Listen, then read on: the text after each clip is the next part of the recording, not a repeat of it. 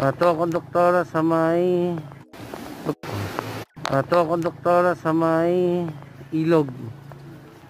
Ito, wala namang ibang dumami lang yung mga cottage dito. Hindi natin alam kung kanino sila umuupa.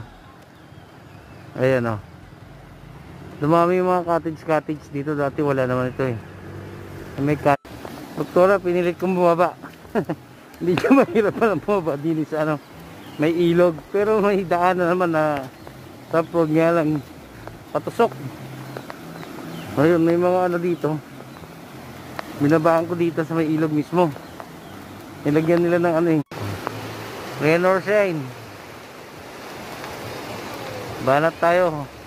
Medyo malabo yung camera ko. Ayun, siguro ulan. Nandito ako, doktora, bumaba ako dito sa mismong ilog.